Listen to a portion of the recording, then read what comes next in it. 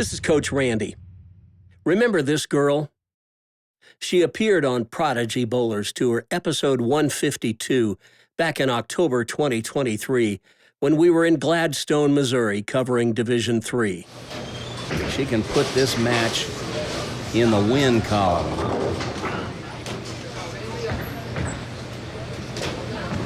She needs just 4 pins on this ball, and then she can take a victory lap.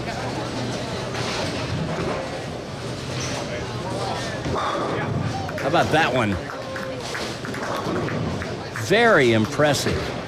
She's Hannah Hill of Lee Summit, Missouri, and she won her first 2 matches that day at Gladstone Bowl, en route to a third-place finish. Hannah and her sister Haley regularly compete in the Kansas City Open. In fact, they competed at the KCO March Point tournament that you're about to watch, and Haley made the stepladder in Division III.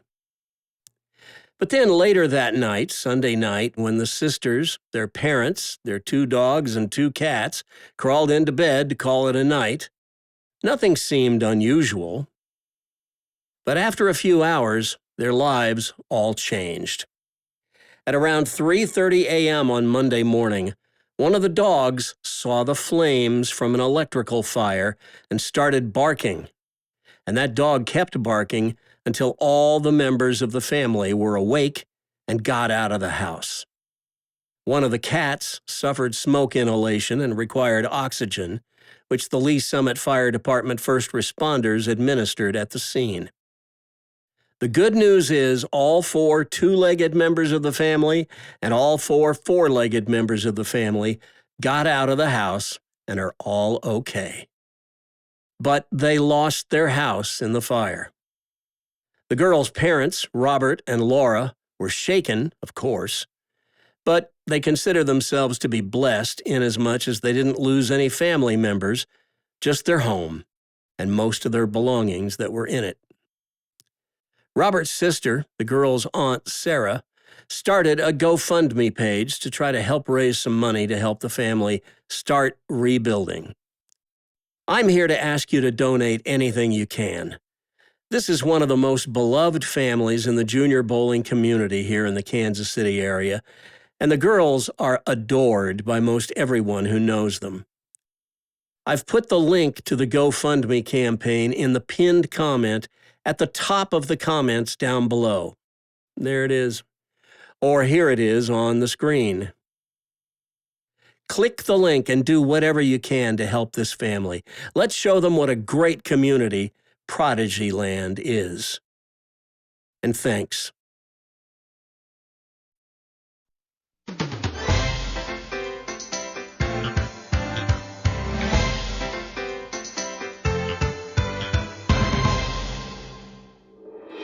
From America's heartland, it's Prodigy Bowlers Tour, celebrating junior bowling and elevating junior bowlers.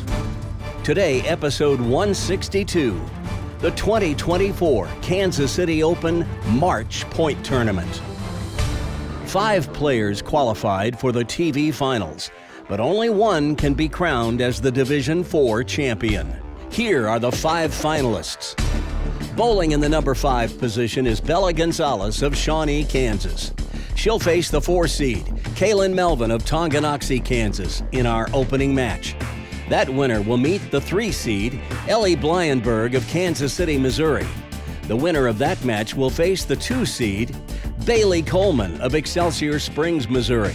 And that winner will bowl for the championship against Caleb Kenyon of Lee Summit, Missouri. He's our tournament leader. These 5 young athletes will compete to become the Division IV champion at the 2024 KCO March Point Tournament and will sign the coveted trophy pin on Prodigy Bowlers Tour. We welcome you once again to Olathe, Kansas and Olathe Lanes East, home of the best youth bowling program in the greater Kansas City area. And I say that not because it's where I coach, but because of the never-ending work of the center's youth director, Susan Fashing-Lowe, and general manager Eric Maxwell, who pulled double duty this week as he's just returned from Wichita where the high school bowling team from Olathe South High, the school where he's an assistant coach, took second place at the Kansas High School Bowling State Finals on Thursday. But today, we're here to bring you the stepladder finals in Division 4 at the Kansas City Open. As regular Prodigy viewers know by now, at the KCO there are 5 average-based divisions. Division 4 is the group of kids with averages ranging from 140 to 159. Handicap is 90% of the difference between a player's entering average and the top of the division, which in this case is 159. All the kids bowl 6 games of qualifying, 3 in the morning, 3 in the afternoon, before the field is cut in each division to the top 5 for the championship round stepladder finals. And here's how Division 4's qualifying round shook out. As you can see here, our leader, Caleb Kenyon, seized the lead in the second game with a 236 that would prove to be the high score thrown by anyone in Division 4. Everyone else was fighting for second place, and Dylan Johnson grabbed it after the morning squad. Donovan Courtney's younger brother Zane was right there in third, and Emma Powers got herself into the top 5. A name to keep your eye on this qualifying round recap is Cameron Ham, who found himself in 7th after the morning block, tantalizingly close to the top 5. Bella Gonzalez was on the outside looking in from 8th, and Kaylin Melvin was 10th, needing a big afternoon block. And then go all the way to near the bottom of the list, and you'll find Bailey Coleman, who was tied for 15th after the morning block. But all that changed in the afternoon. Bailey made the big move from a tie for 15th all the way up to 3rd. Kaylin Melvin posted a big afternoon block to move from 10th to 5th. But if something doesn't seem quite right on this list, you're very perceptive. Our number 2 qualifier, Cameron Ham, left the building. I'm not sure how you can bowl your way into second place and then leave thinking you didn't make the cut. But that's what he did. We called out for him repeatedly, and there were even efforts made to phone him.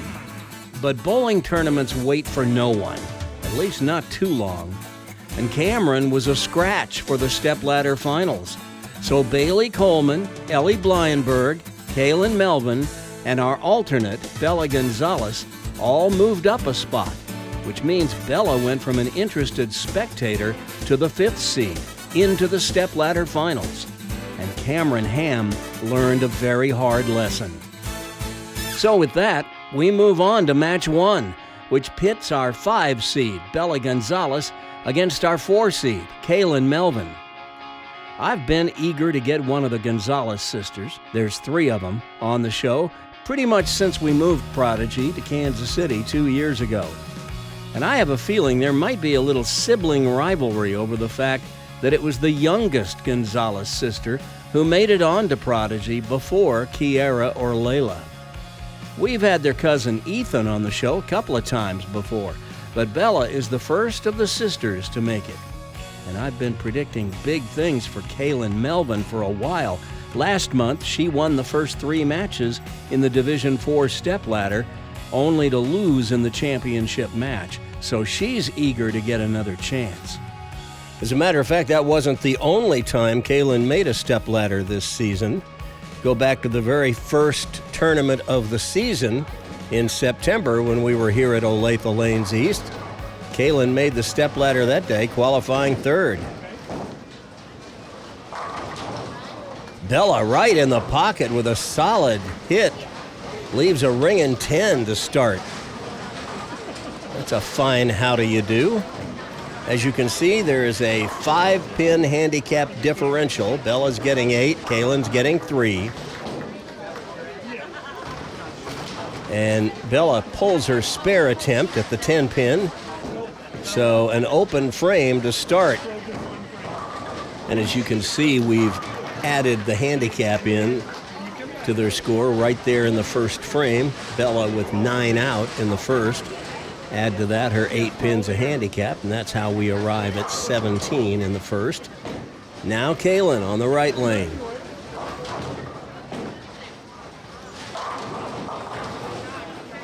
A high hit leaves the 3-6-10. The kids on our right are Division 5. The kids on our left are Division 3.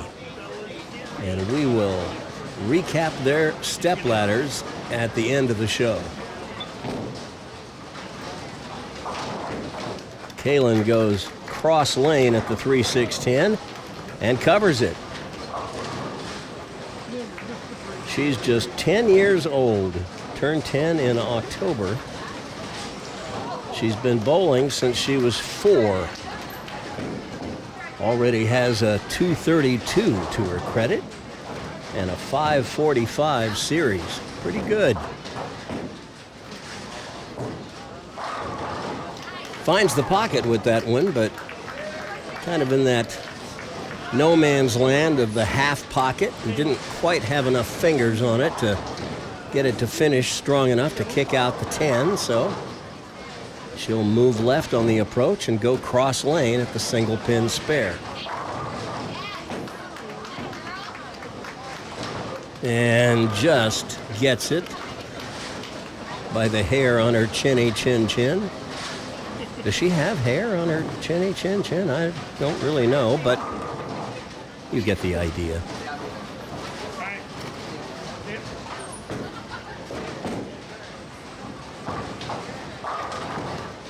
Bella pulled that one left, crosses over, and she leaves just the 9 pin. Bella's all-time high game is a 223.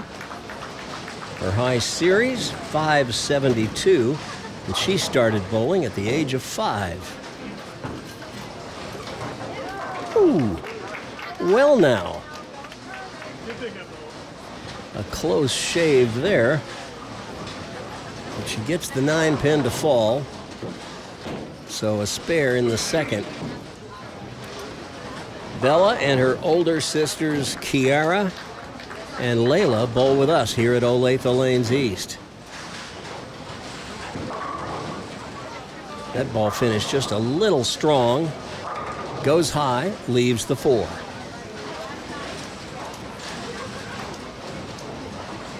Bella's best finish of the year so far was in January when we were at Royal Crest Lanes in Lawrence. She finished 6th there.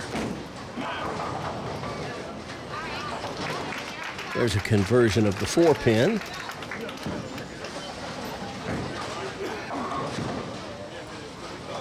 So Kaylin Melvin up on the right lane.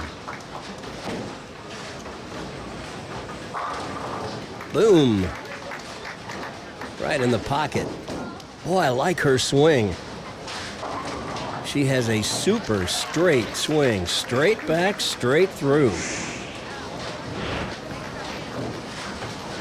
See if we can see it here in this instant replay. Straight back, straight through.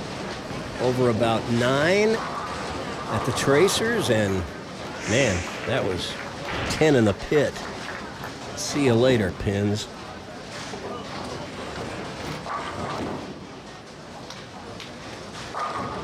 And another solid strike. So Kaylin draws first blood with the first strike and the first double of the match. 6-step delivery. Don't see that too often with these kids up here in Kansas City, but it is a great way for a smaller person to generate some ball speed.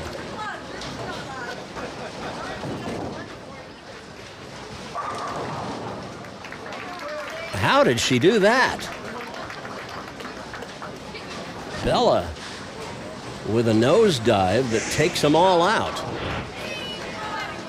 Let's see if we can figure out what happened here. I think she pulled it a little left of her target. It goes over about 14 at the tracers. Crosses over slightly, and everything just floats over to the right side of the lane, takes out the 10. And Bella answers Kaylin's double with one of her own. Let's see if we can take a closer look at Bella's game. Like Kaylin, she has a super straight arm swing. Here at the bottom of the swing, you see that her fingers are way over on the side of the ball and they're above the equator. We'd like her to keep her hand a little bit more behind the ball, get those fingers a little lower below the equator for more power. But that'll come as she gets a little older, a little stronger.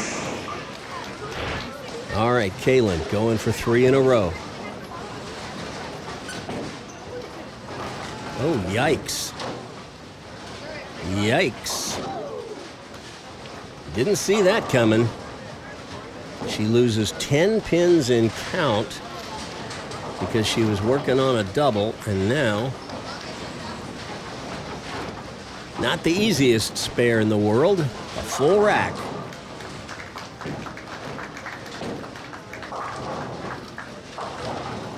And she goes through the nose, gets 9, but still that is like making 2 opens in one frame.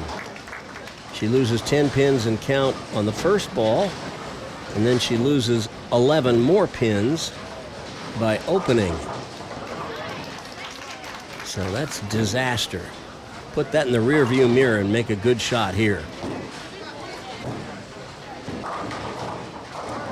Well, that's one way to get them all. Not her best shot, but a strike is a strike is a strike. You take them however you can get them. Watch this. It's going to go Brooklyn, left of the head pin. And the 3 pin is going to go to the right wall, get between the 10 and the 6. This is just like a trip 6 for a left-hander.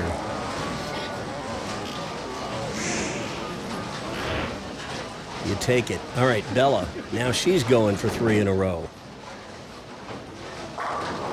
And she gets it. So with that, her lead grows to 26 pins. And we'll watch that one again. You see Bella has the ball right under her head, maybe just a little bit left of it. That's good. Would love to see the ball a little closer to her ankle, but she's in pretty good position there. That's what we look for, the ball under the head. And that's as good a strike as you're going to get.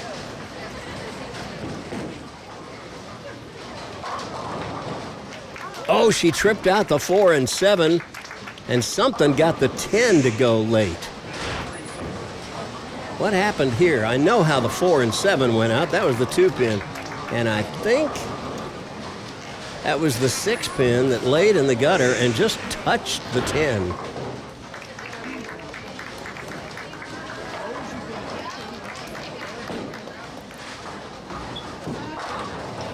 And a beautiful shot by Kaylin Melvin there to get a double. And that lowers Bella's lead to 26 pins. Let's take a closer look at Kaylin's game. Again, a 6-step approach. Watch this. When she extends the ball forward in the push away, her balance arm, her left arm, stays out in front. That allows her right shoulder to open in the backswing. The ball right in line with her head like we like to see it. The balance arm stays out in front until the shoulders square up, the left arm out to the left, and the ball right under her head. Fingers a little above the equator. We'd like to see them lower and the hand more behind the ball. That'll come as she gets bigger and stronger. But this is as good a shot as you're going to see out of a 10-year-old. And let me tell you, that use of the balance arm in the swing, that's a pro move. You don't see 10-year-olds doing that very often. And there's a power strike as she mixes them up on a light hit. As they say, hit them thin and watch them spin. Tell you what, Kaylin's got the kind of game you can build on as she gets older. Tell you what, this kid could be a superstar. She's doing things you don't see out of kids her age. This is pretty impressive stuff here. Bringing it back from way outside, and down they go. All right, Bella.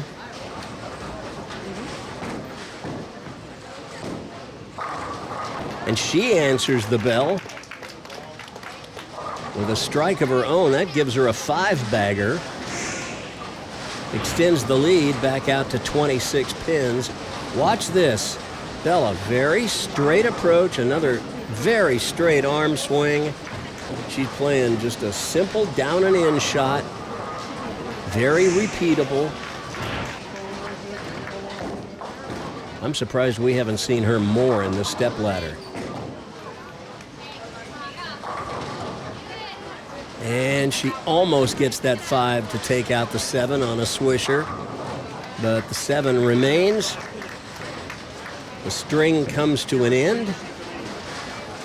And the lead is 25. As she goes for the spare here in the 9th frame. Bella Gonzalez, who will turn 15 in April. All right, Kaylin needs a couple of more strikes to close down the lead. Well, there's one. So now she has a 4-bagger. And Bella's lead is trimmed to just 15. Watch this one again. Watch her left arm as she pushes the ball away. It'll go out in front of her. She'll leave it there until the ball starts down from the top, and then she squares her shoulders. I'm so impressed. That's a pro move that you just don't see with little kids. That's pretty impressive. Somebody's coaching her right. Wow. There's a 5-bagger of her own to match Bella's 5-bagger. And now one more strike, and Kaylin can take the lead. Here's her footwork. Slide foot perpendicular to the foul line. This is a game that one-handers of all ages, boys and girls, young and old, can copy. A strike here, and she'll force Bella to double in the 10th.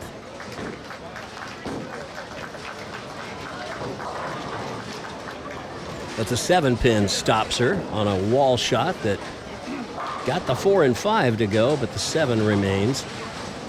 If she'd gotten that strike in the 11th frame, she couldn't shut out Bella, but she could have really put the heat on, forcing her to double.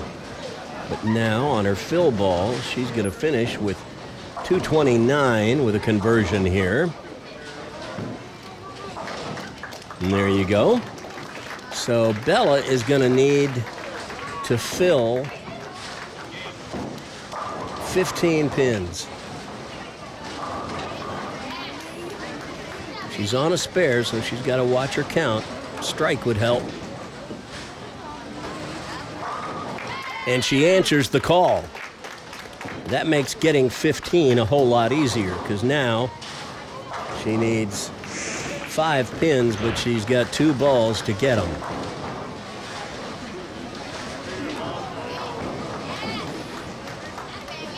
Tell you what I really like about Bella's game is she's got perfect balance at the line. Actually, both of these girls have that.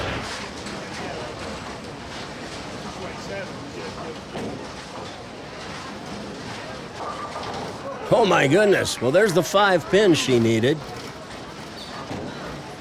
So with that, she has won the match. She leaves the Greek church.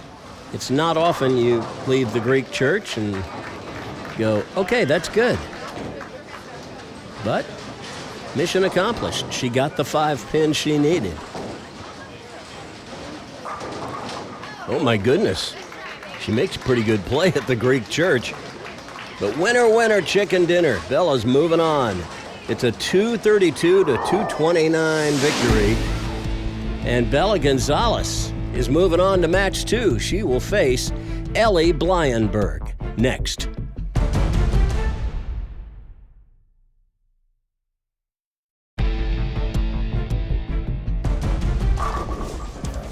What a match we just witnessed.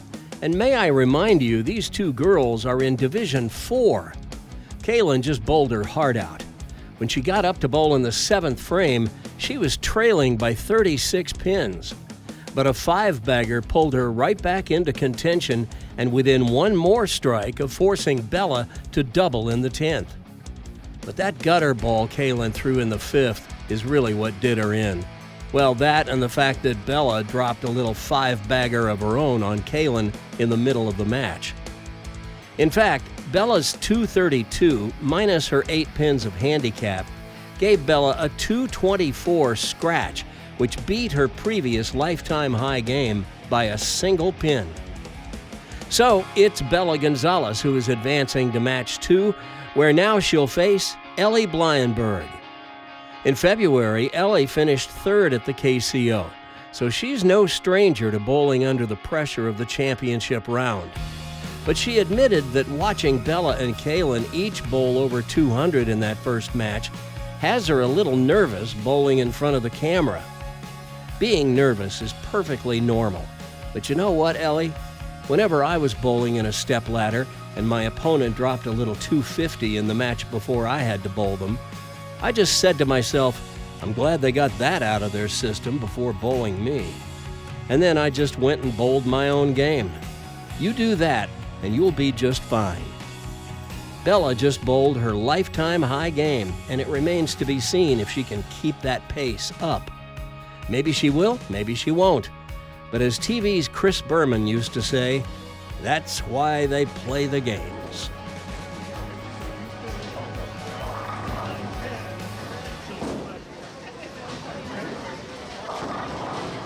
Bella's opening toss creeps high, and she leaves the 3-6-10.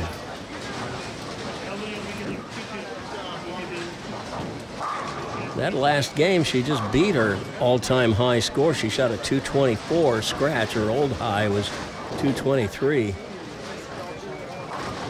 Oh! She sends the 6-pin around the 10, so 9 out for an open in the first frame, and we add her 8 pins of handicap to her score. That gives her 17 in the first. And now Ellie Blyenberg.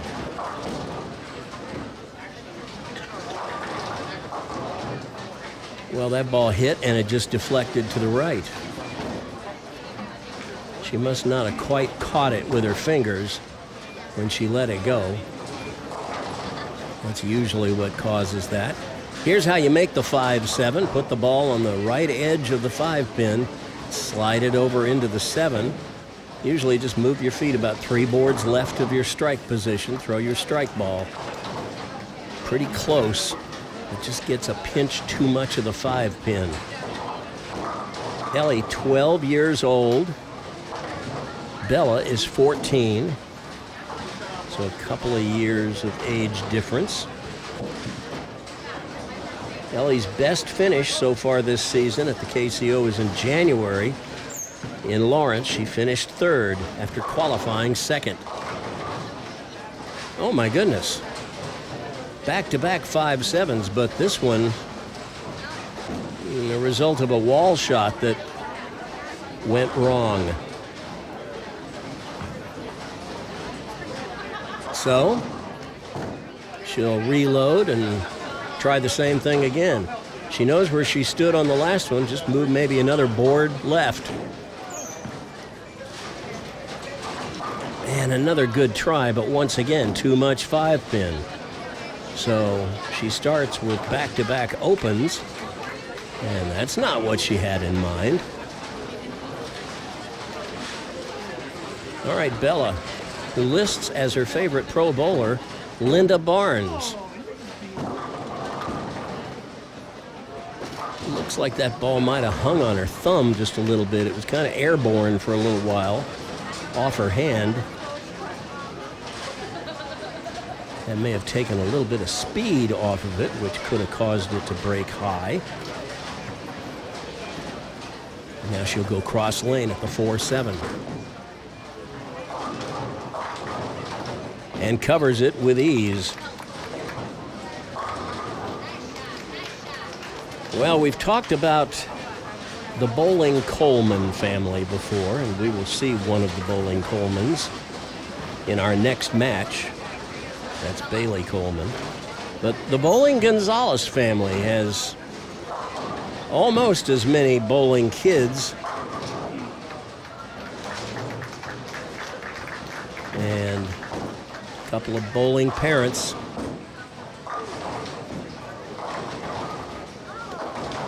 Well, a little thin in the pocket. Was relying on the shaker to go, but the 8-pin stubbornly refused, so she gets the shaker 8.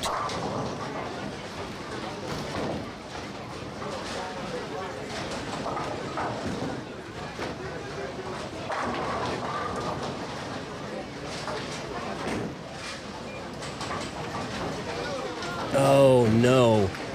And she hooks by a pretty simple spare. So that's 2 opens in the first 3 frames for Bella. So despite Ellie's mistakes in the first 2 frames, she actually has a 3-pin lead.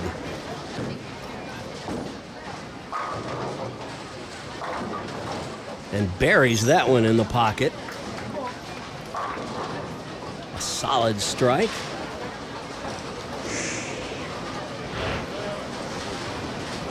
Take another look at this. See, she's got the ball a little bit to the right of her head rather than under it like we like to see. Fingers above the equator. She's going to lose a lot of power up there. Get those fingers below the equator for maximum leverage. But I tell you what, you hit them there, they're going to go down most of the time.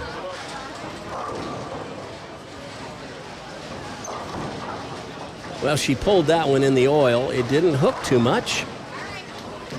Might have benefited if it had. She might have gone Brooklyn and gotten a strike, but it went through the nose and she got lucky. Broke up the split, leaves just the 6.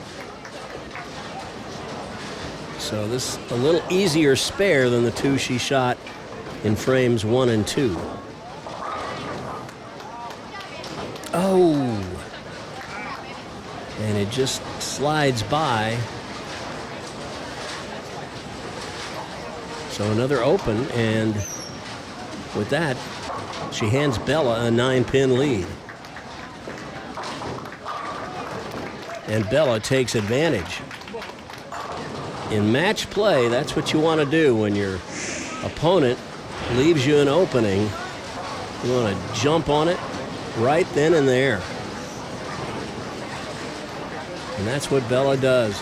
Over 10 at the tracer, which is the break point on this particular oil pattern.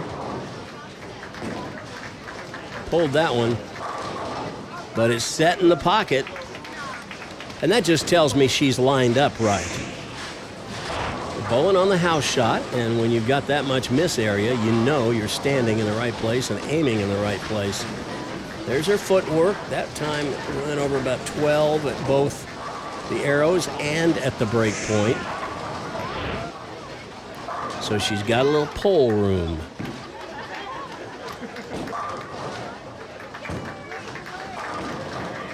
Well, that was a pretty good shot. Right over 10 at the tracers, and it just broke fractionally high. So Ellie has a 4-pin. She's looking for her first spare this match. Oh, no. Well, she pulled that one well to the left. I never expect to see these kids miss a simple spare like a 4-pin.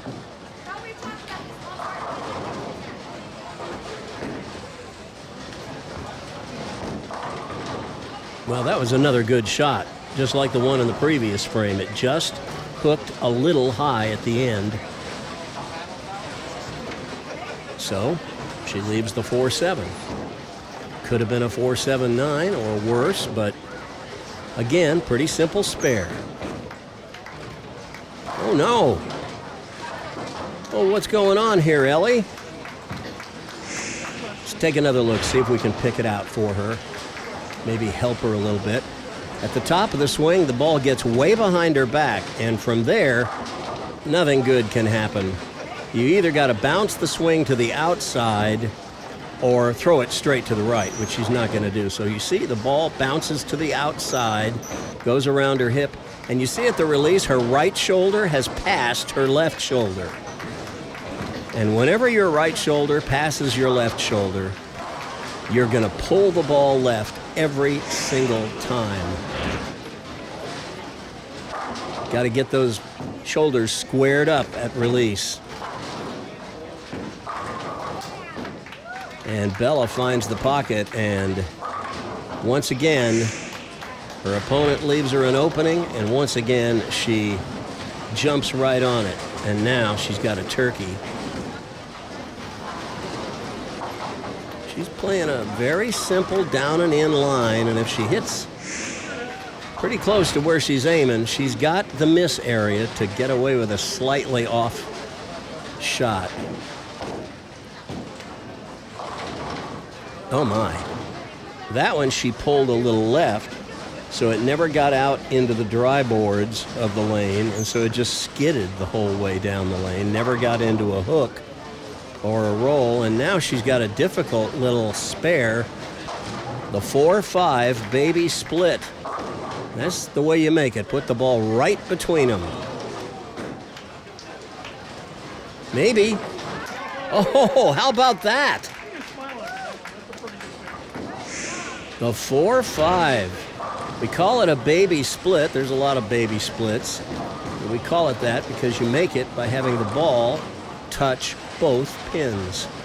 And she does it perfectly. Well, she just barely got that 4-pin, but she got it. All right, Ellie, got to get on it.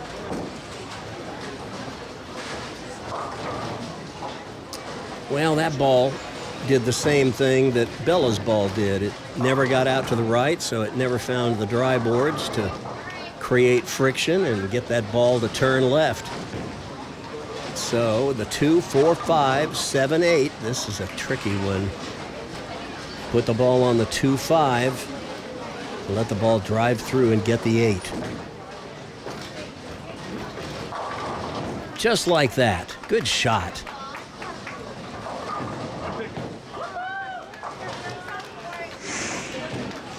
Well, Ellie says she started bowling because all her family are bowlers. And she actually wants to be a pro bowler someday. And you make enough shots like that, and you just might do it. Has a lifetime high score of 235, high series of 608. She pulled that one, and it goes straight for the nose, and she leaves the 6-pin.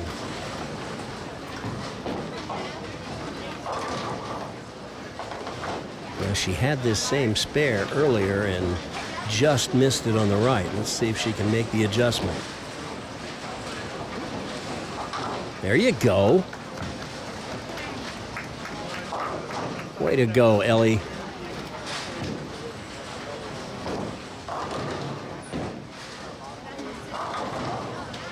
Well, Bella in the driver's seat with a 50-pin lead with just 3 frames left.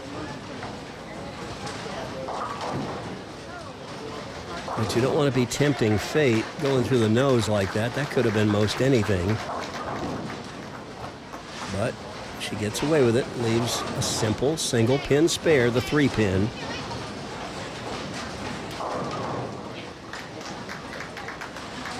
Bella also plays softball.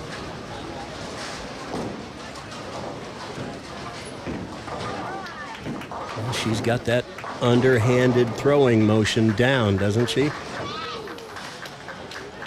I would think, I'm not a softball expert, but I would think a nice straight back and through swing like she has in bowling would probably translate pretty well in softball if she pitches. I don't know what position she plays in softball.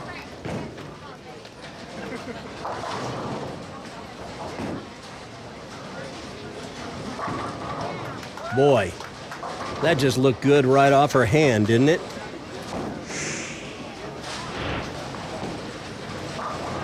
Watch it again.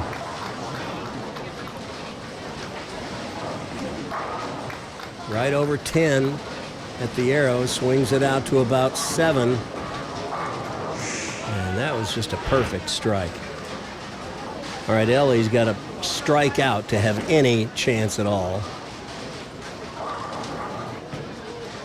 And with that 8 count, the match goes to Bella Gonzalez. She will be moving on to match 3 in our stepladder today. Ellie just didn't bring her A game today. Sometimes that happens, but she'll be back. In January, she qualified 2nd in Lawrence, finished 3rd. Her next highest finish this season was a 13th, but today she's going to finish 4th. And I think when she looks back on it, she'll realize that's pretty good. Oh, well, Ellie breaks up the split. Almost had the 3-6-7-10. It's just the 3-6-10. This young lady also plays soccer. And you talk about a sport I am not an expert in. You have to go far and wide to find a sport I am less fluent in than soccer. But there's another open frame in a 137 game for Ellie. I know she's disappointed, but she'll be back.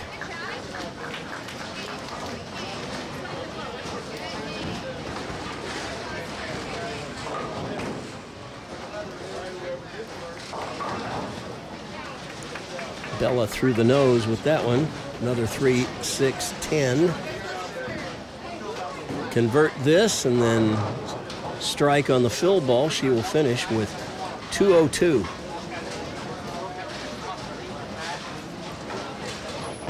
But she's already got this match salted away. And she leaves the 10. So an open in the 10th. It's a 190 to 137 victory for Bella Gonzalez. She's won the first 2 matches today. And now it's the Bowling Colemans versus the Bowling Gonzaleses in our next match.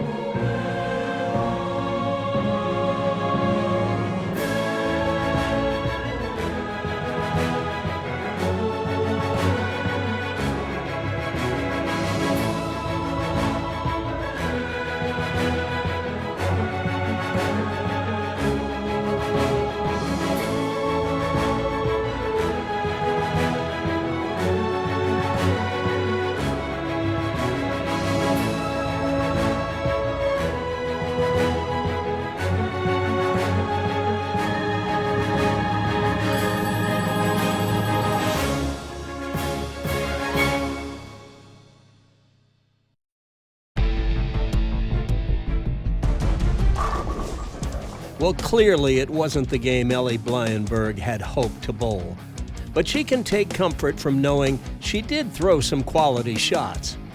But spares weren't kind to her, and at this level, spares are the name of the game. But now that Ellie has that first nerve-wracking experience of bowling in front of tens of thousands of viewers behind her, the next time she finds herself in this position, she'll be an old hand at it, and it should go a lot smoother. She has started to become a consistent performer at the KCO, and I'm sure she'll be back. But Bella Gonzalez is keeping her momentum going. And to think about an hour ago, after she finished qualifying, she wasn't so sure she would even be bowling in the stepladder finals. But here she is, and now Bella is advancing to match 3, where her job doesn't get any easier. Bailey Coleman certainly knows her way around a bowling alley, as she and her siblings are part of the Bowling Colemans of Excelsior Springs. But Bella's family takes a back seat to no one when it comes to being involved in the sport of bowling. The Coleman family and the Gonzalez family are the 2 most active families we have at the KCO, and I'm sure both of these girls will have a rooting section cheering them on. Both of these girls 14 years old, 7 pins of handicap differential. And Bella comes in a little light in the pocket, leaves the 2-4-5.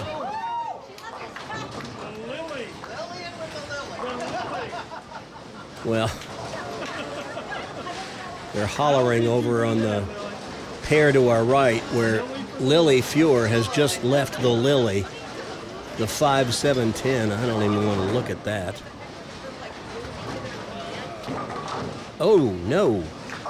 Bella chops the 2 off the 5, so an open frame. And I think she has started all 3 of these matches with 7 on her first ball and 2 on her second for an open frame. So once again, 9 plus her handicap of 8 gives her 17 in the first frame. And now Bailey Coleman, whose only appearance on Prodigy came at the Adult Youth Doubles Tournament in December, about 15 months ago. Oh!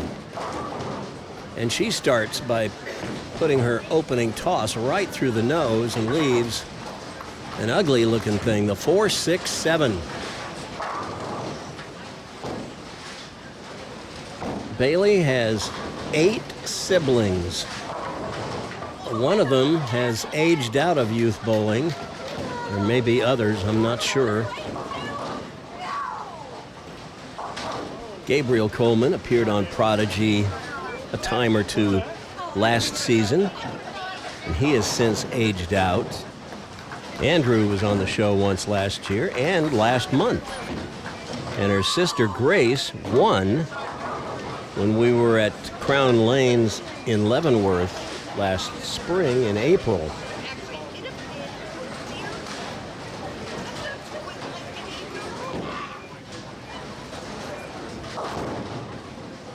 Well, she's pointing the ball to the left, and she probably needs to be aiming slightly more to the right just to give that ball a chance to hook just a little bit. She doesn't throw a lot of hook, but she doesn't throw it dead straight either. But an easy spare, the 3-pin.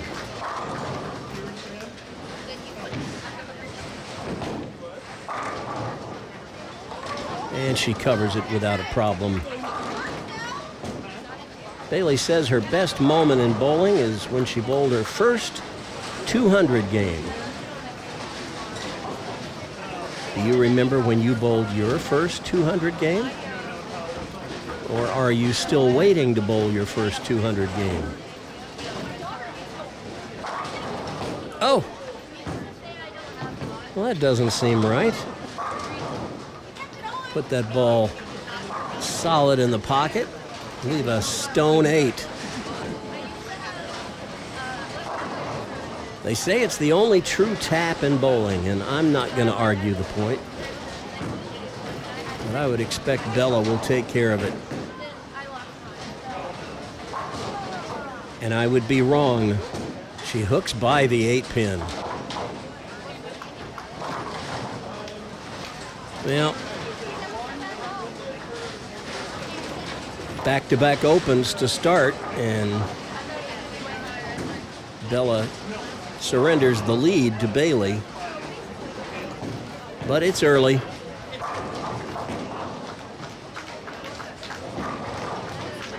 She comes right back with another pocket hit. This time, the 6-pin doesn't cooperate by kicking out the 10.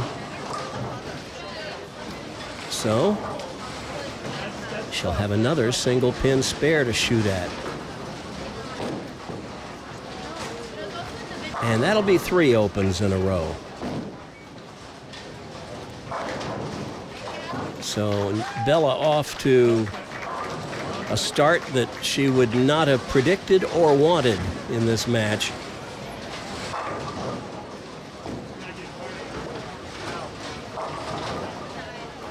And Bailey nearly had the 6, 7, 9, 10, and then she looked like she had the 6, 7.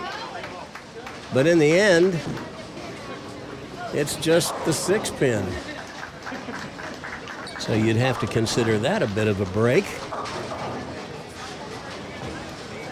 But now, can she take advantage of her good fortune and convert the 6-pin?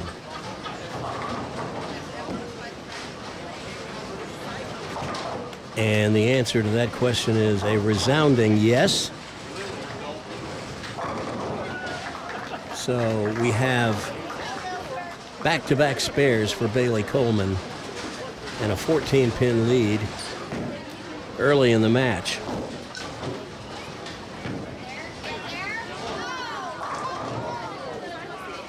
Bailey says she wants to be a radiologist when she grows up.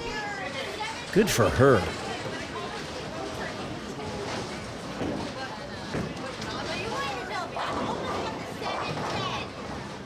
Well, that ball didn't quite get up, did it?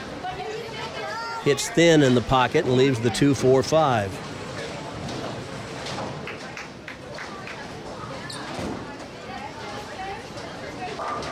Well, we saw Bella chop this in the first frame. I'd like to see these kids play this from the left side of the lane. You have less chance of chopping it. Bailey gets it. She crossed over a little bit to do it, but whatever works. Now Bella setting her feet carefully.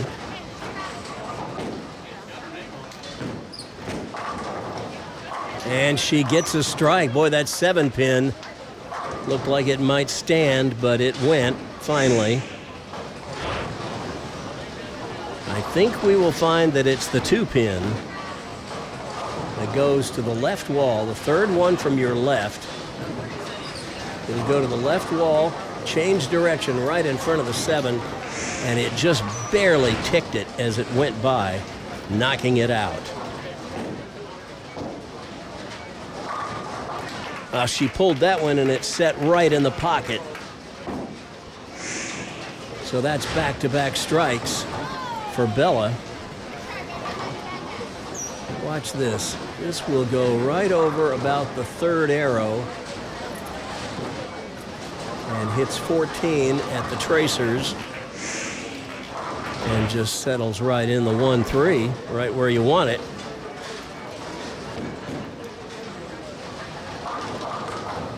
Oh my! And oohs ripple through the crowd. The 3, 4, 7, 9, 10. I don't believe I have ever seen this. What an ugly looking thing. Here's how you make it, but you got to put enough hook on that ball so that it'll hook on through and get the 9. You got to get the ball to take out the 3 and the 9 and the 10. Send the 3 over into the 4, 7. And she hits the 3 on the wrong side, so it's 7 out. And a bit of a disaster, that frame.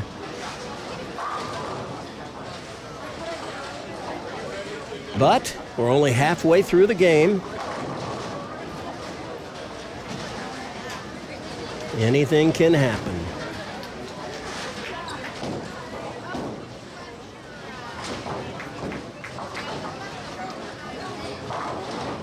Oh my goodness, that was a good ball. She was robbed.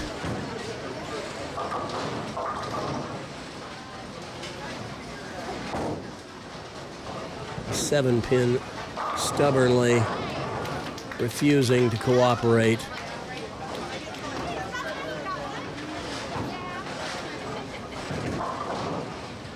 She'll go straight at it. Well, that was the intent anyway.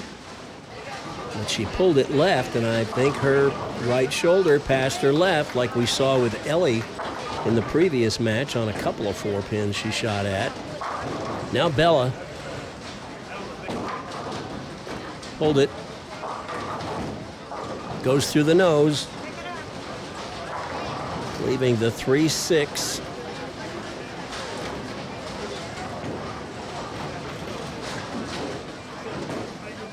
She'll move left on the approach and go cross lane at the 3-6.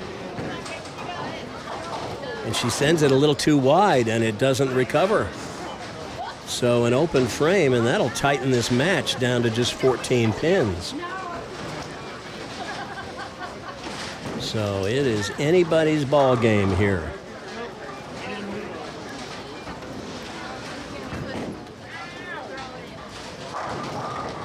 Bella recovers with a blower.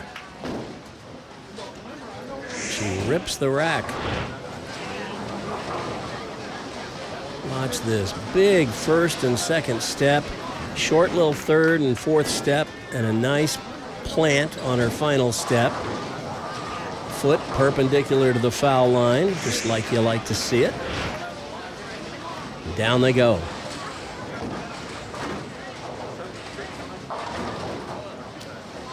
Well, it looks to me like Bailey is laying the ball down out in the dry part of the lane. So it is going to want to hook as soon as it hits the floor.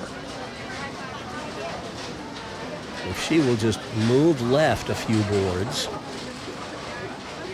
and belly that ball out to the right just a little bit, I think she'll have better success. But first things first, she's got to make this 6-10. Oh, no. Chop suey. An open frame, and now Bailey falls 25 pins behind as it's getting late.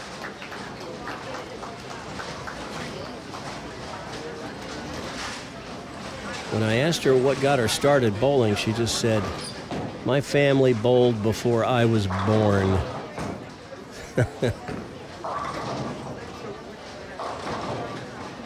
Ooh. Got that 7-pin to go out at the very last instant. That makes this spare a whole lot easier. She can't afford any more open frames now.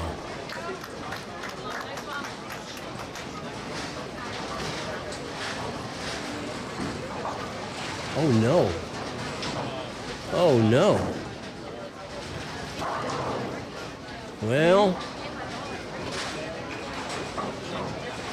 that is 4 opens in a row for Bailey, and that's pretty uncharacteristic.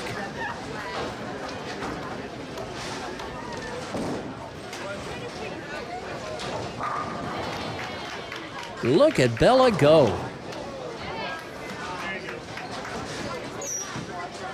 That's 4 strikes in the last 5 frames, so if it seemed like she was slowing down at all, you can forget that. Swings that out to about 6, and that was buried in the hole.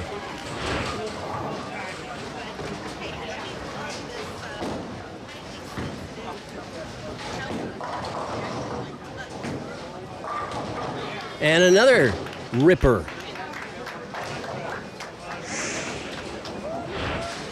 I don't know what weight ball she throws. I have a feeling it may be a little lighter weight because that 5-pin is not moving very far when it goes out. But that ball drives through and catches just enough of it to knock it down.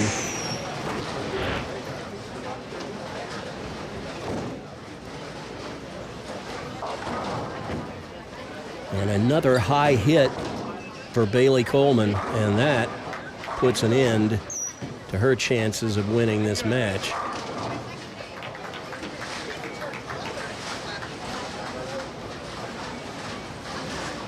She will go through the motions of finishing it out, but it's Bella Gonzalez who is going to be bowling for the championship against Caleb Kenyon. There's a spare for Bailey, so she breaks the string of opens anyway.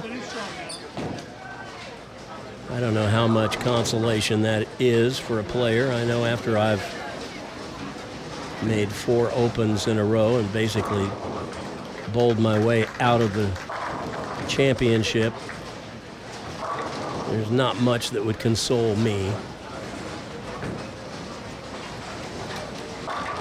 There you go. She waits to the 10th frame to get her first strike. I know that can't feel great, but she threw a quality shot there. Let's watch it again, see if we can pick out something about her game. I love the fact that she's in good balance every time. I don't see her falling out of balance. See another one of those. There it is.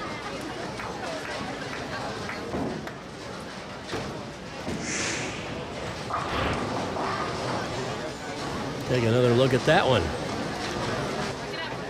There it is, right at release. You can see the ball is a little bit right of her head. You'd like to see it right under the head or maybe a little left of it.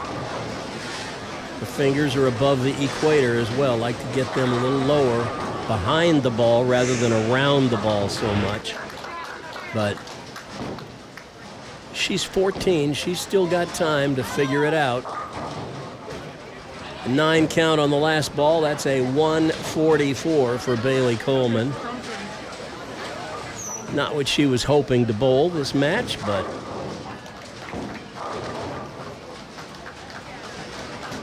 these Colemans bowl just about all of the KCO tournaments, so she'll have more chances. Well now,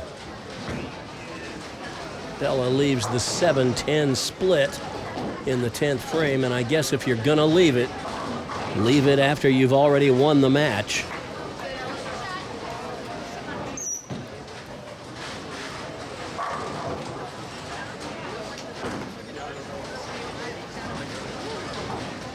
And she just barely grazes the 7, enough to get it to go down. It's a 177 to 144 win for Bella Gonzalez, and she has climbed the stepladder from the 5th seed all the way to the championship match. She'll bowl Caleb Kenyon when we return. Next.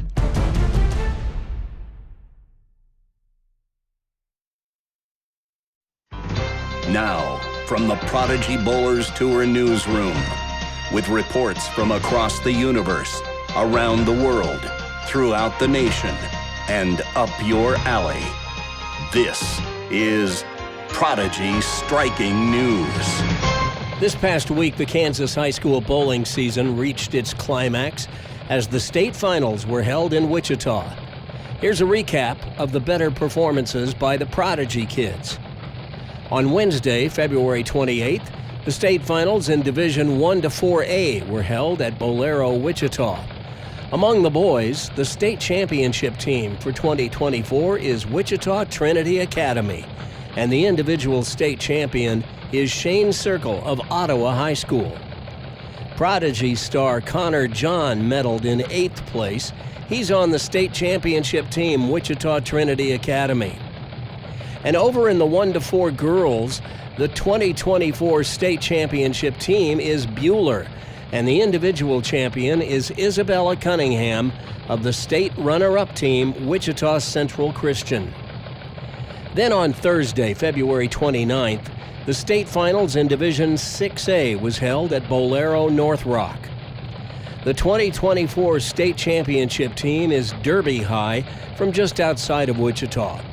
And the individual state champion is Joseph Owlett of Olathe North, where Jim Anderson is the coach. Jim coaches with us on Saturday mornings at Olathe Lanes East. Prodigy kids who medaled in Division 6A included Christian Leahy of Shawnee Mission East High, who finished 5th.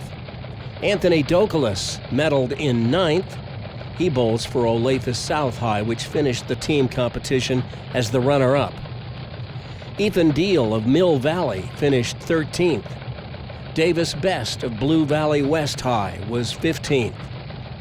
And although he didn't medal, P.J. Dokalis did finish 24th and then finished off his high school bowling career as he struck on every single one of the 16 balls he threw over the team's 4 games of Baker. Among the Division 6A girls, the 2024 championship team is Wichita Hayesville campus, and the girls' individual champion is Kaylee Stockstill of Wichita Northwest. Brooklyn Peck of Shawnee Mission Northwest, who bowls with us at Olathe Lanes East, medaled in 10th. Bella Gonzalez's older sister, Kiara, medaled in 11th. And in 12th place is Prodigy alum Skylar Holmes of Olathe Northwest, which finished 3rd in the team competition. Then, finally, on Friday, March 1st, at Bolero North Rock, it was the final day of state as the schools from Division 5A competed. Among the Division 5A schools, the 2024 team champion is Shawnee Heights High. And the individual state champion is none other than Prodigy star Rhett Ryman of Kansas City Turner High, which finished 2nd in the team competition. Prodigy champion Brody Ummel of Hutchinson High medaled in 5th place. Prodigy alum Tarek Coleman of Lansing medaled in 12th. And Dason Tidwell of Topeka West High medaled in 20th. Over in the Division 5A girls, the 2024 team champion is Great Bend High, and the 5A individual girls champion is Prodigy alum Olivia Cora of Goddard Eisenhower High. Medaling in 6th place was Megan Wood of Topeka West High. Brenna Rutschman of Topeka West High medaled in 7th. She's the sister of Alec Rutschman, who has possession of last year's coveted trophy pin. Taylor Schick of Lansing High also medaled in 12th. So a big Prodigy Bowlers Tour congratulations to all the Kansas State champions and all the Prodigy kids who medaled and had success at the 2024 Kansas High School Bowling State Finals. We now return you to our regularly scheduled programming, already in progress.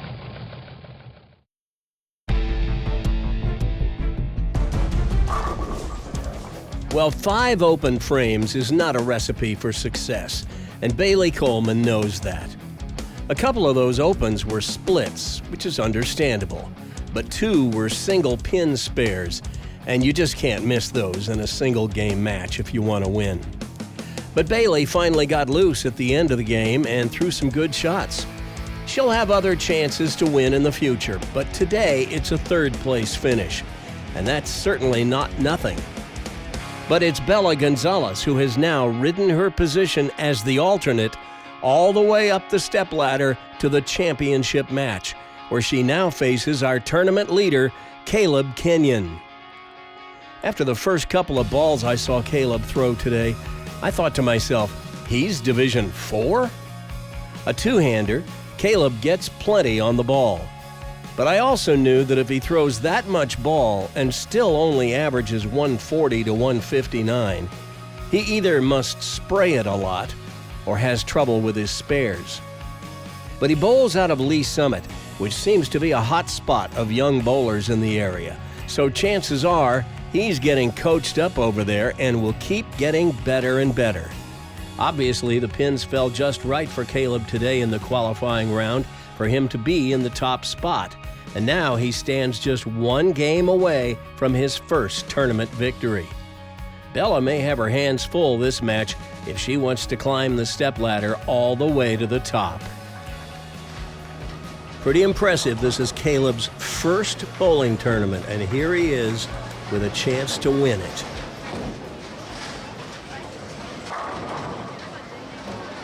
Makes a nice commercial shot on his first toss. Finds the pocket. 10-pin won't go. But he's got to feel a little encouraged by that. If he's feeling any nerves, that first shot didn't tend to indicate it.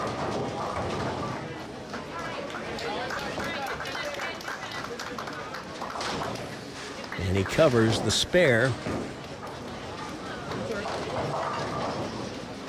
Just 3 pins of handicap differential this game. Bella spotting Caleb 3 sticks.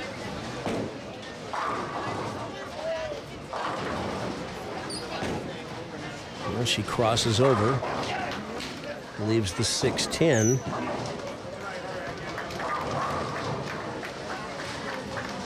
Those first 3 games that Bella just threw, totaling 574. That's 2 pins better than her previous best 3-game series. She covers the spare.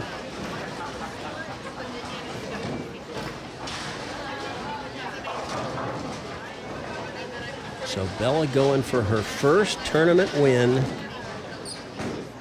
as is Caleb, obviously.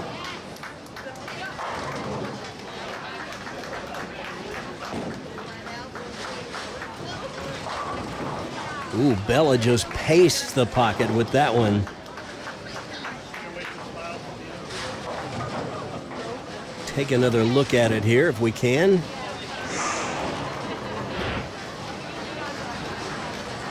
Love the extension and the push away. And that straight arm swing.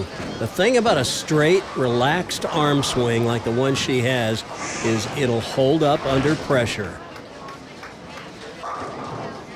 Gotta wonder what's going through Caleb's mind right now.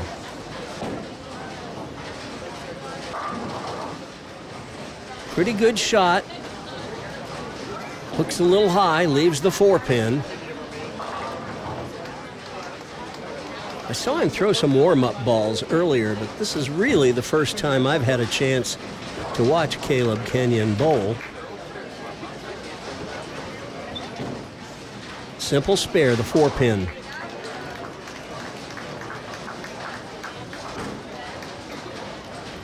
Oh my. Oh my goodness gracious. Well, the bowling lane has 39 boards. And I think we just saw Caleb use all 39 of them. Watch this. When he gets to the top of the swing, his hand looks to be in the proper position. That index finger pointing down at the floor. But then, look here.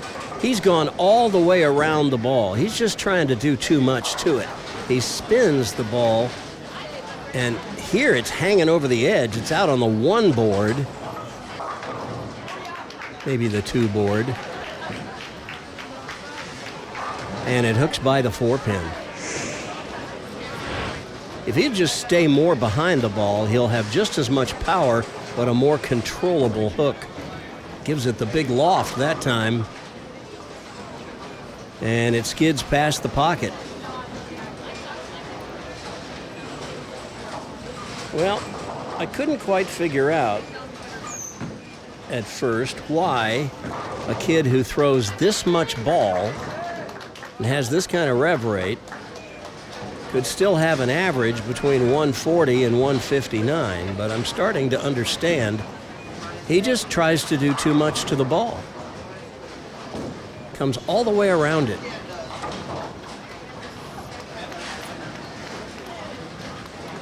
Keep your hand more behind the ball.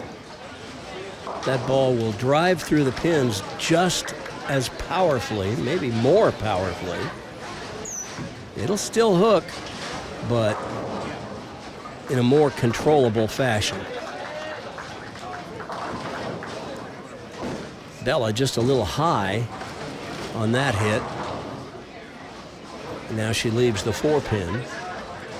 The same pin on the same lane that Caleb just hooked past. You watch Bella, she'll go more straight at it.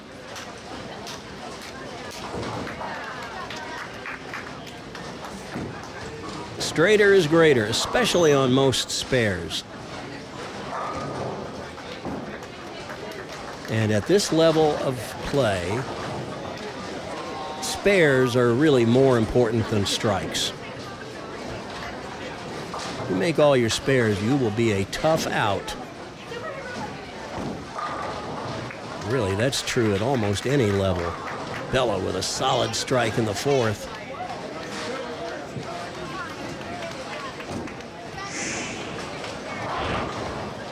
Watch that one again. She is pretty steady, I must say.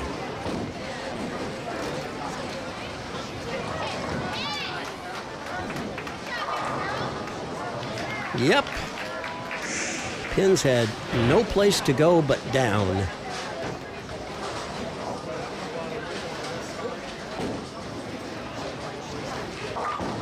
Oh my. Well, that was a magic trick there.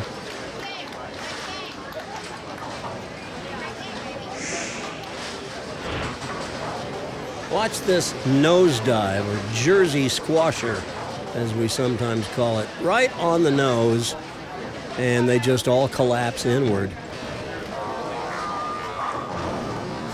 I don't know how that happened. Magic.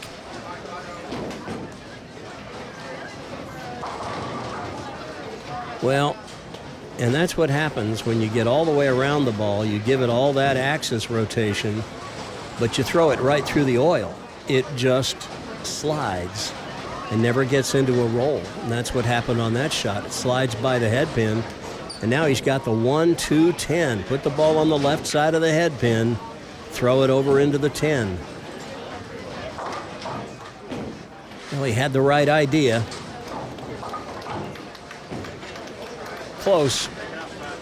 But now Bella with a 21-pin lead. She struck every time on the left lane. If she can catch a double here on the right lane in the 5th, she'll really take control of the match. But instead, she crosses over, leaves just the 5. So about half the hands in the gallery go up over this one.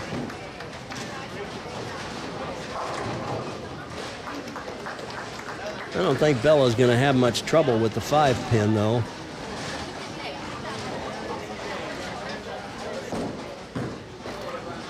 Look out. Okay.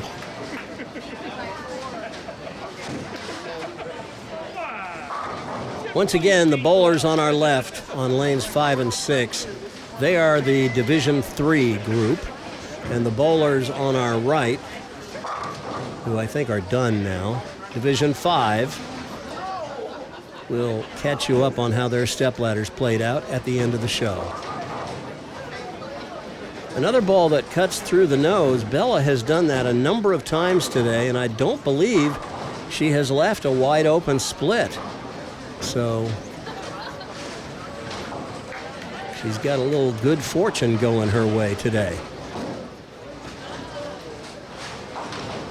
But she tosses that ball out the window, misses the 3-6, so it might just as well have been a split. She gets an open, and that lets Caleb right back in the match. He now trails by just 8. Up in the 6th. Boy, what would he give for a little string of strikes right about now?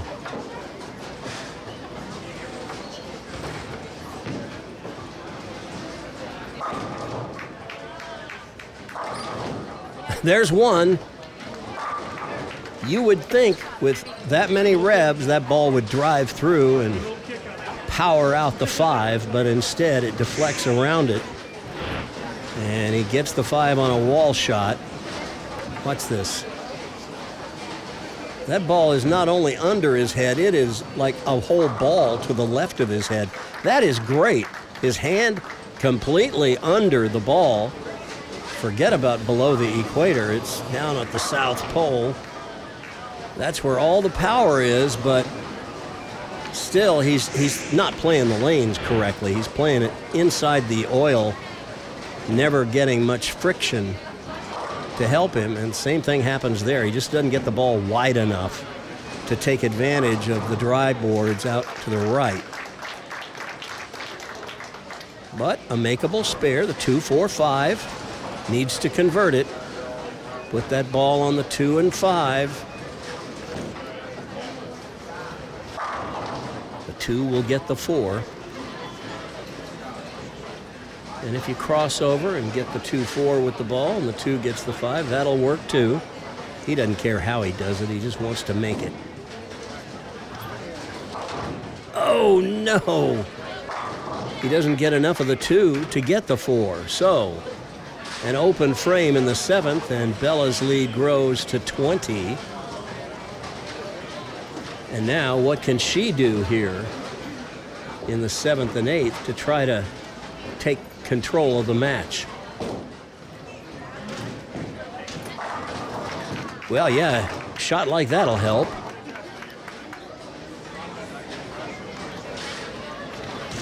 Might have been the best ball she's thrown today. Watch it again. Everything in good position. Out to about 8 at the break point, and that ball just splits the 8 and 9. Perfect strike. Can she get another one here in the 8th? Not that way. But again, she goes right through the nose and breaks up any split that might have been thinking about standing.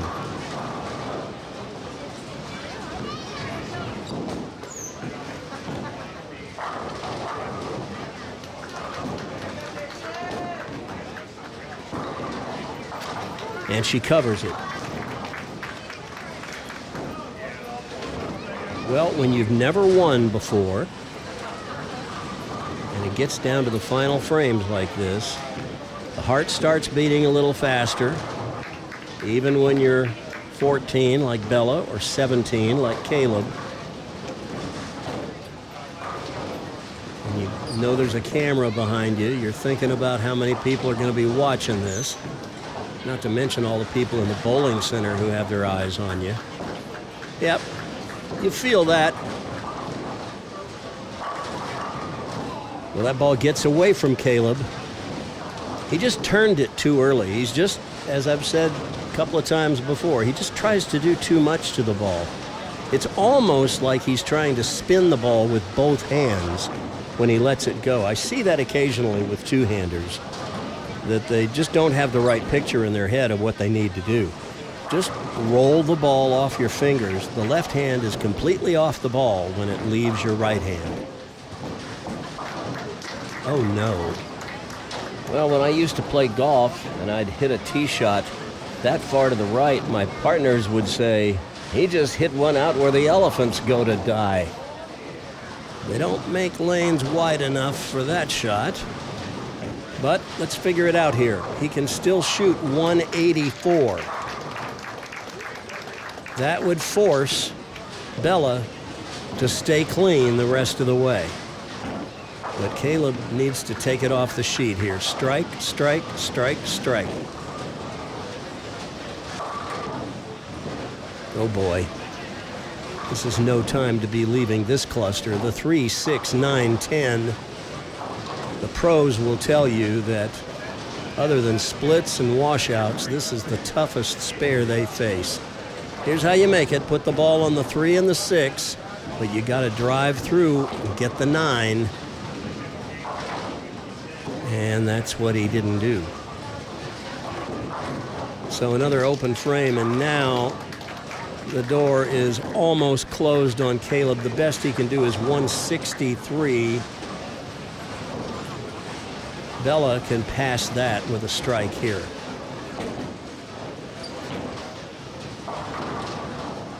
Well, that leaves her with some work to do.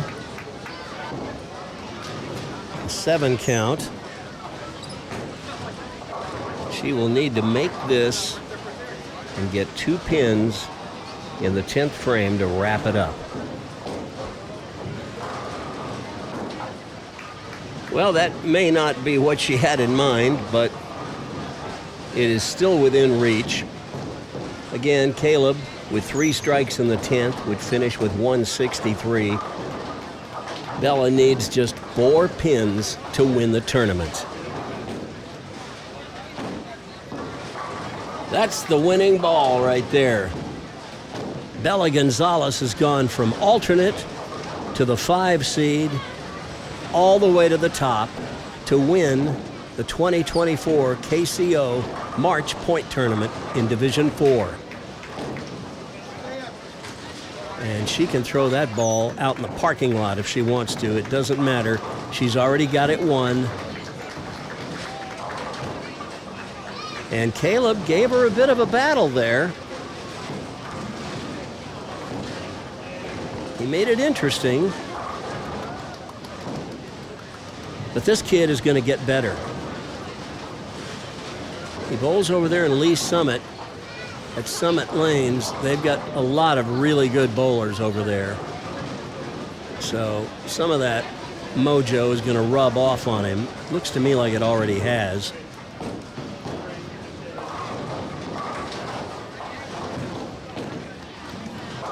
He just needs to learn to stay behind the ball, not try to get all the way around it. You want to roll that ball off your fingers, not try to spin it off your hand.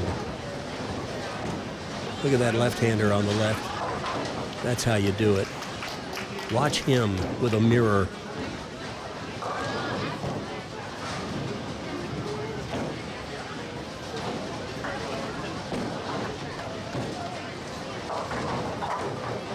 All right, he'll have the 3-6 to shoot. And if he makes it, he'll shoot 153.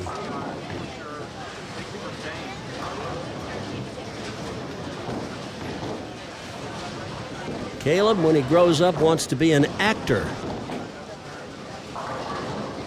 So I guess he's a thespian. But today, he's a runner-up. It's Bella Gonzalez Day at the bowling alley in Olathe. She's our winner in Division 4 at the KCO March Point Tournament. We'll visit with her and get her to sign the pin next.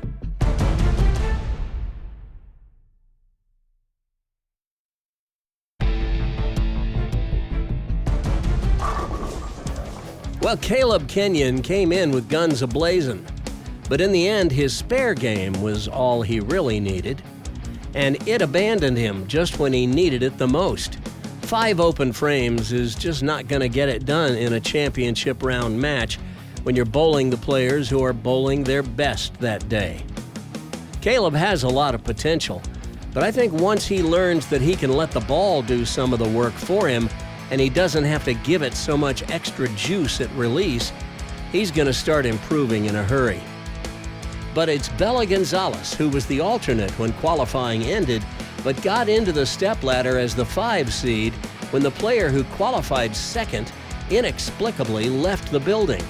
And talk about making the most of an opportunity that's dropped in your lap.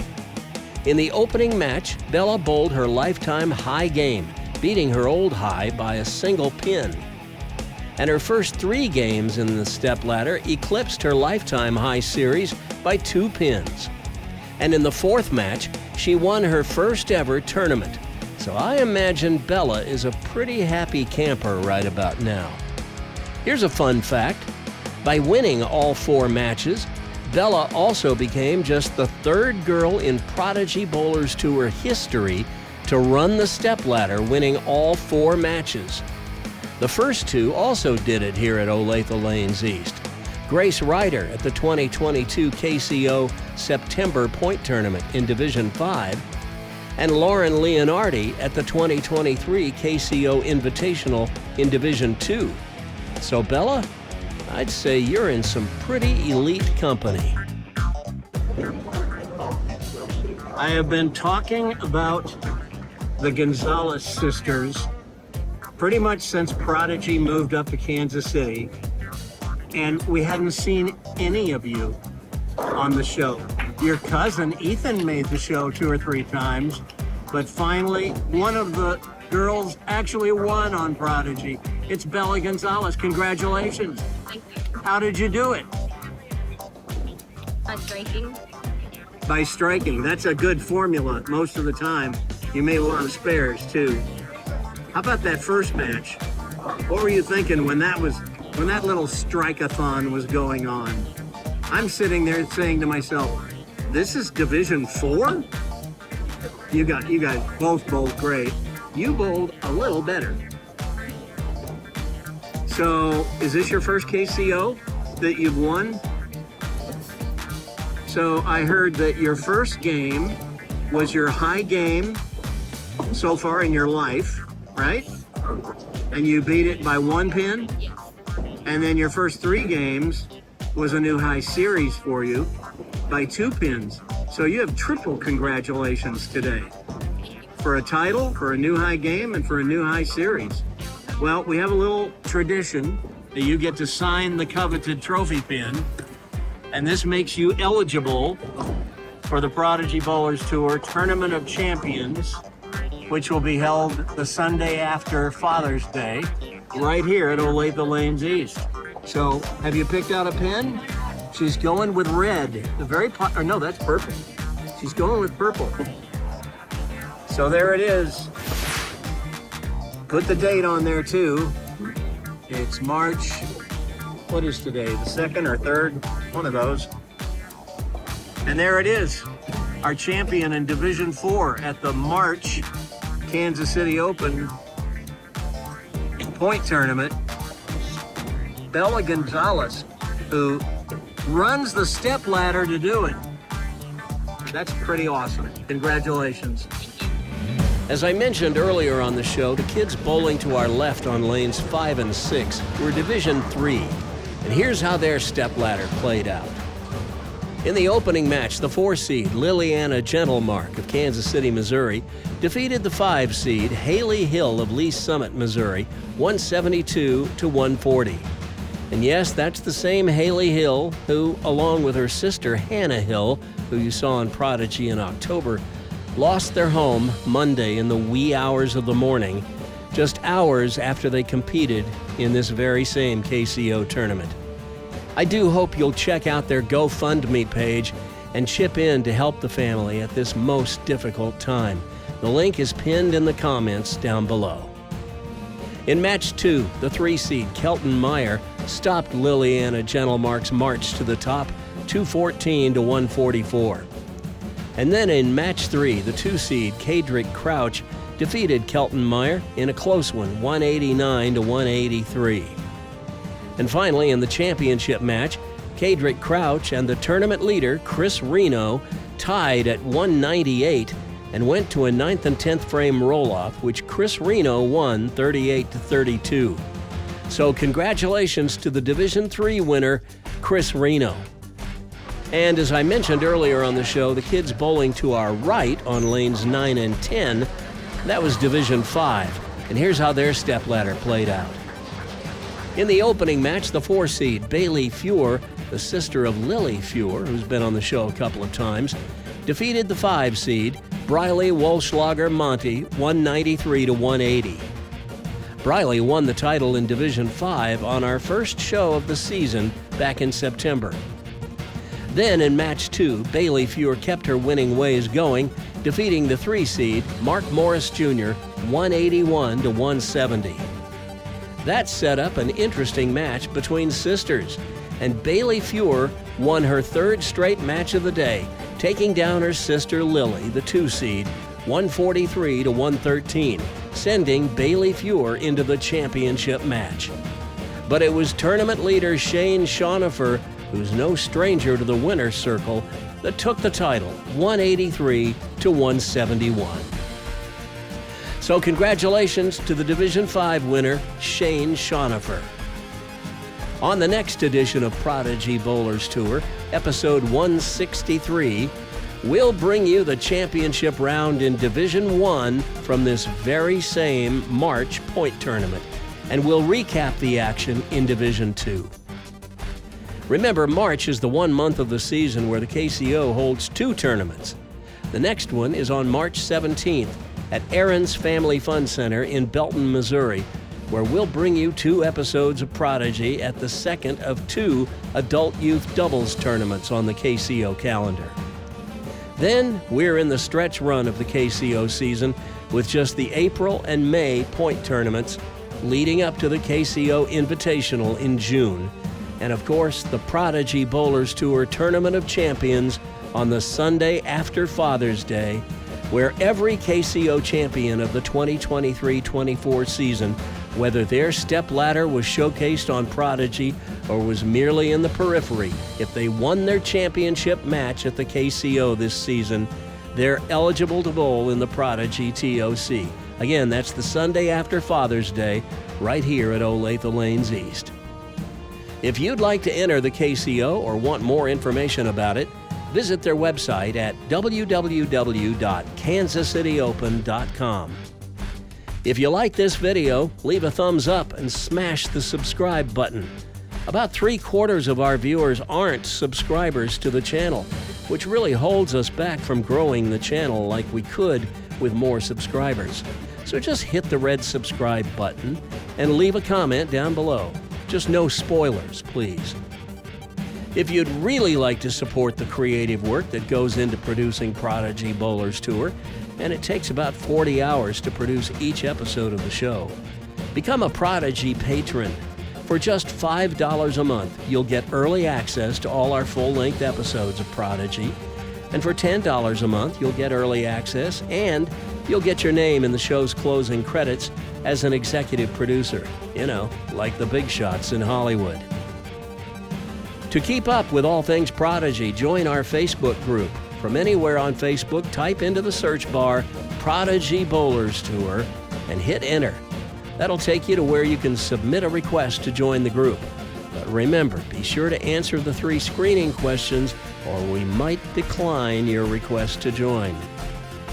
So that's a wrap for this episode of Prodigy. Remember, there will be 4 episodes released in March, this one and then 3 more.